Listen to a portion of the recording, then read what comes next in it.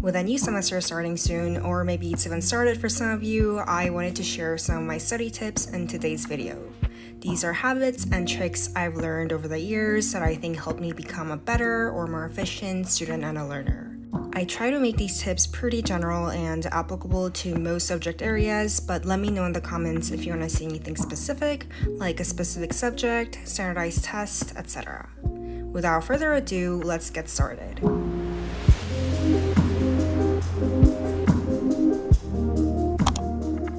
No matter what subject I'm working on, I always try to have a blank sheet of paper and a pen in front of me.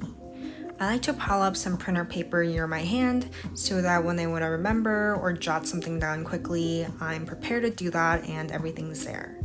I just use unlined plain pieces of paper or scrap paper where I can draw, be messy, feel free to do whatever with it. This is completely different than taking notes where you're actively trying to organize and store information. This paper is meant to be a bridge between your brain and whatever you're studying, so there's absolutely no pressure to be organized, neat, or articulate. Some of the things I write here might make it into my notes, but it's more of a holding cell and a super rough draft. When I want to memorize a detail, I might copy it down a few times on this piece of paper, work out calculations, or if I'm writing something, I can take down some ideas. So I use pen and paper for this kind of brain dump, but you can also use digital platforms, notebooks, or maybe a whiteboard, which one of my friends actually does and really likes. Another important thing about setting up your workspace is moving all distractions out of sight and out of reach. Personally, I'm a big couch potato, and once I take a seat, I tend not to get up easily unless I really have to. When I'm studying, this actually works in my favor because if I put my phone where I have to physically move to get it, I know I'll be too lazy to try and actually get it. What I like to do is just throw my phone like 6 feet away from me, and that's usually enough to prevent myself from touching it like 99% of the time. It really helps to know yourself, your tendencies, to create a workspace that works for you specifically, and these are just some ideas.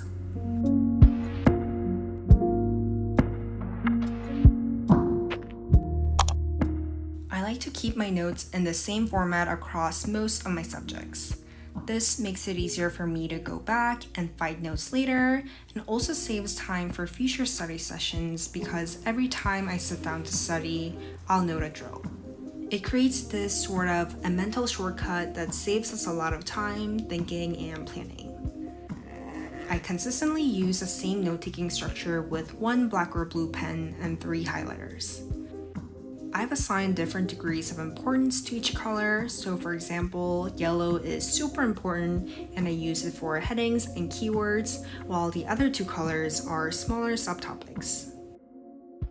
If I'm running out of categories or colors, I'll add green and red sometimes. But generally, my notes do look pretty similar across the board as I try to standardize my note-taking process. It really becomes your own ritual after a while, and I think it's worth investing some time into finding a format that you like and sticking with it.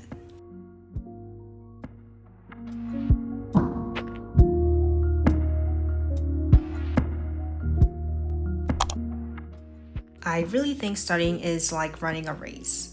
In the beginning, when you have more energy, you usually take little, if any, breaks to get that flow or get into the zone, and then you give yourself more breaks as you get more tired.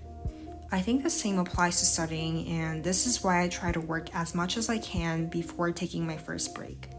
After that, I increase the frequency of my breaks, so the longer I study, the more often I take breaks. This means my study durations could be anywhere from 30 minutes to 3 hours, depending on my condition and, most importantly, how long I've been working for. I did try the Pomodoro method before, where you work 25 minutes and take short breaks in between, but the rotations were a little too fast for me. In general, I find it more difficult to start a study session, get my brain rebooted, and enter the headspace, so I like to minimize the number of times I have to restart the entire process. For me, that's by working in longer blocks of time, usually in hour units. And another thing is that breaks can be dangerous because I sometimes get a little too comfy and just end up taking an indefinite break, so I try not to take that risk. By the same line of reasoning, I think it's good to have a glass of water, a piece of chocolate, or anything else you might need quickly to minimize the number of times you get up and move away from the desk.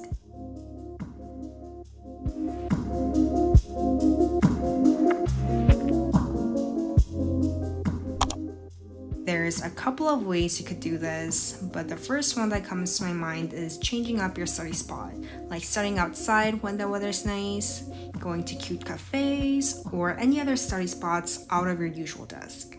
This is not only physically refreshing, but might also give you new bursts of energy, inspo, or perspectives you haven't thought of before.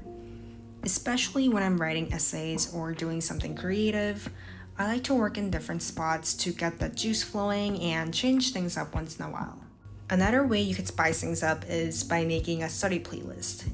I currently have a study playlist of lo-fi, classical, and movie music. I've recently been exploring ambient sounds as well.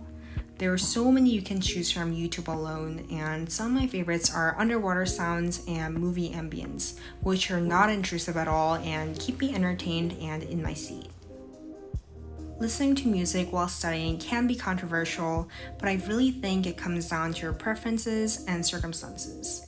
I also listen to music situationally. When I'm doing something that needs a lot of mental power and involvement, like a difficult problem set or a practice test, I usually don't listen to any music.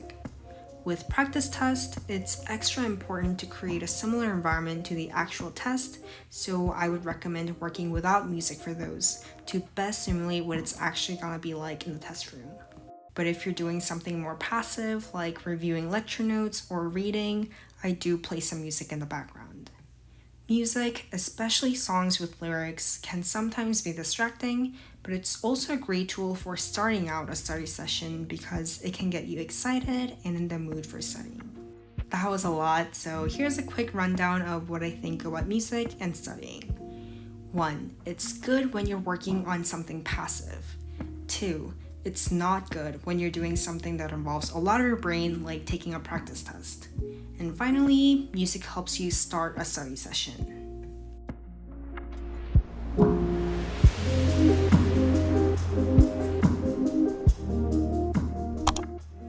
When there's a pile of things you need to do, it's often hard to know where to start or how to even start. I love making a checklist for literally anything that I do, but especially for studying. Writing down bullet by bullet what you're gonna do for the day, the week, and the month is a good way to understand what you need to do and what you can do. A checklist is perfect for this because you can see the workload in smaller chunks, almost like little quests. And checking things off is just such a satisfying thing to do, and it helps gamify studying. I make my checklist on Notion for everything I need to do for the day and the week. I like to plan ahead and have multiple days worth of checklists at a time so that I can get a better overview and manage my time accordingly. During exam season, I might make a more extensive series of checklists that spans a few weeks so that I can plan further in advance. The reason why I set specific goals rather than timing myself is because when I have tangible goals, it forces me to focus and get things done efficiently instead of just filling up the time. This is a reminder that the quality and density of time you study for matter more than just the number of hours you spend. You could be working for hours, 5-6 hours, and be doing the exact same amount of work as working efficiently for an hour or two.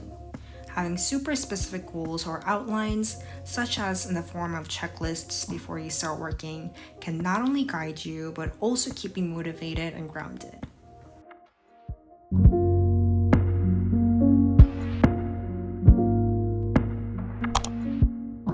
Sometimes in school, people glorify sacrificing sleep, pulling all-nighters, and I also did at one point, but I think that kind of culture should completely be changed.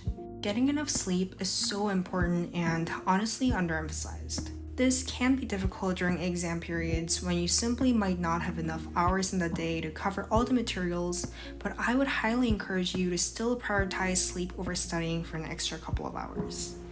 If you plan your study schedule in advance and divide up the work, you can definitely avoid pulling an all-nighter.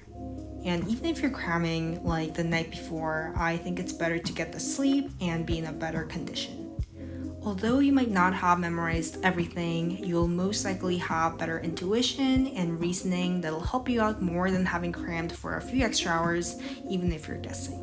I try to get at least 6-7 hours of sleep before the day of an exam, and in an ideal world, I would go for like 8 hours. On test days, I also make sure to get breakfast and just try to take a better care of myself than usual. With all the tests and assignments and the stress really coming at us, I think at least we should be nice to ourselves.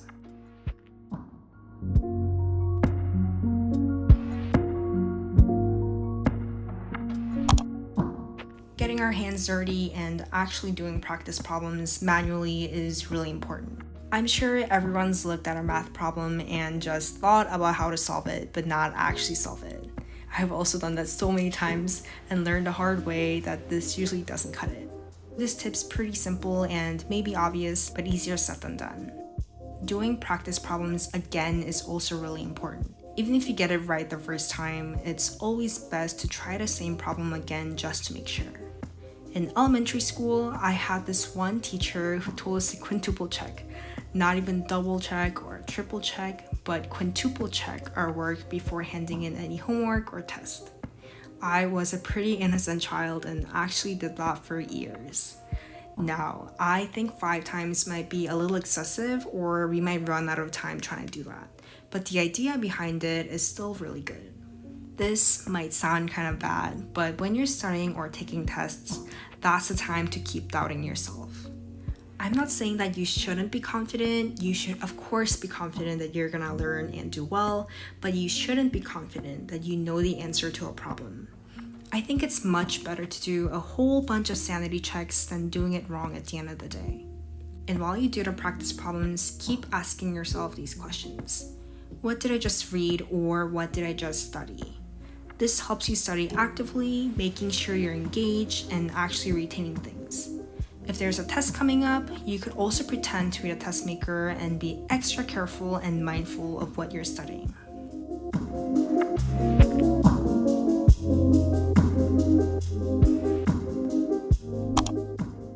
Realistically, I don't think most of us study because we love the actual process of studying itself. We may come to enjoy it, but it's probably not what ultimately motivates us. Studying is usually a stepping stone, a way to get to what we want, like an A in a class, learning something new, getting that degree, or more long-term goals like getting a dream job. I know it's sometimes hard to think about these things that feel so far in the future, but reminding ourselves that these exist and are possible and we can work toward them is really important to stay motivated. And it's not just about the motivation either. Having specific goals in mind helps us figure out the direction and be intentional about studying. This could look like asking ourselves, what am I going to do with my learning? Why am I interested in this? For instance, if you want to work in TV production, you might sign up for an extra challenging writing class. If you want to study or work abroad, you might study another language outside of school, and so on. Motivation is often temporary and comes and goes. Sometimes it's there, sometimes it's just not. And that's totally natural and totally okay. But this is also why having a broad sense of direction, a roadmap of where you're going, that sweet destination can back you up and help you regain that motivation. And that wraps it up for today. Thanks so much for watching, and I hope this video was helpful. Once again, if you want me to address anything again or more in depth, feel free to let me know in the comments. I'll see you guys next time.